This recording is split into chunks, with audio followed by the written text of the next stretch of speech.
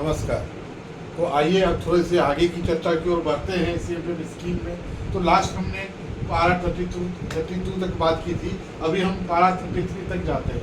पारा 33 क्या कहता है कि mode of payment of contribution of currency period, मतलब कि किसी भी करेंसी पीरियड में पेमेंट ऑफ कंट्रीब्यूशन को भी एम्प्लॉयर कैसे करेगा। तो किसी एम्प्लॉयर को जैसे आप जैसे जान रहे हैं कि ये स्कीम चूँकि 1948 से चल रही है, तो इसमें चूँकि चीज़ें बदलती गई, डिजिटाइजेशन होता गया, टेक्नोलॉजी डेवलप करती गई। तो पहले अकाउंट पे चेक था, चेक से फिर कभी पोस्ट ऑफिस के थ्रू होता था, अभी फिलहाल भी वो डिजिटल वे में भी वो आ गया है। और इसमें ये बता दें, एक चीज़ जिक्र कर दें कि जो पेंशन के लिए जो जमा करेगी वो PS5 उसका एक फॉर्म होता है, जिसके जरिए वो पेंशन का कंट्रीब्यूशन वो जमा करती है। अब आते हैं rate of administrative charge. Rate of administrative charge क्या हुआ कि जब ये सीएमपीएफ फंड को जो मैनेज किया जा रहा है सीएमपीएफ के द्वारा, तो उसको एम्प्लॉयर है वो अपने एक रेट ऑफ एक परसेंटेज देती है ताकि उसके फंड का संचालन अच्छे से हो सके। तो फिलहाल में अभी 3% एडमिनिस्ट्रेटिव चार्ज दिया जा रहा है, जो समय के अनुसार चेंज होता आया है। इसके पहले 3.2 था, इसके पहले 2% थी, वो चीज़ें बदलती गई हैं। उसके बाद 34 से 36 क्या है कि एक कंट्रीब्यूशन कार्ड की ये किया गया था। कंट्रीब्यूशन कार्ड होगा तो कंट्रीब्यूशन में स्टैंप होगा तो उस पर एफेक्स कैसे होगा, इस बारे में चर्चा की गई है, जो आज के डेट में इनवैलिड है।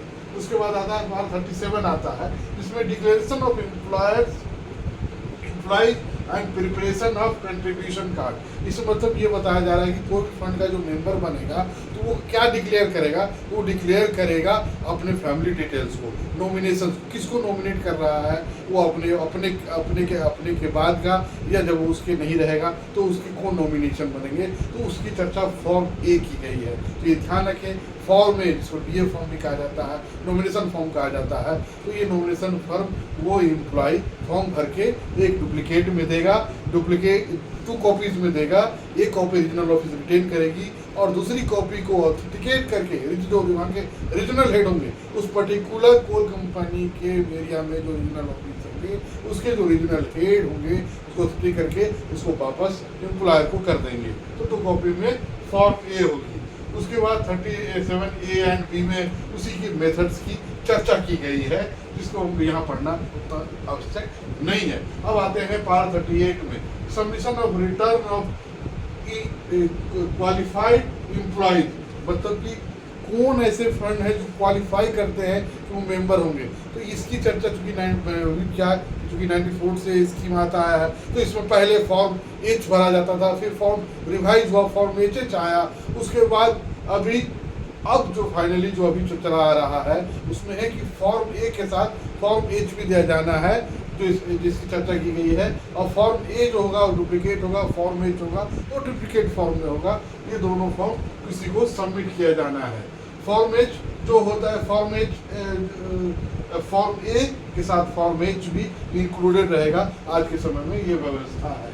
38A में क्या आ जाता है, अटेंडेंस रजिस्टर, मतलब ये डिसीजन देने के लिए ये जो सब्सक्राइबर जो बने जा रहे हैं, जिसकी चर्चा की जा रही है, कहीं वो गलत तो नहीं है, इस बारे में एक अटेंडेंस रजिस्टर होगा कि जो एक्चुअली जो बताया जा रहा है कि मेंबर्स हैं, उसका वो अटेंडेंस रजिस्टर एक उसका प्रूफ होगा। उसके अलावा कहा गया 39 में allotment of account number. Allotment account number क्या है कि जब हमारे पास फॉर्म ए मिल जाता है, फॉर्म में आ जाता है, तो एक पर्टिकुलर एक यूनिक नंबर एक सबको अलॉट किया जाता है, जिसको हम लोग अलॉटमेंट ऑफ अकाउंट नंबर पारा 39 में इसकी चर्चा की गई है।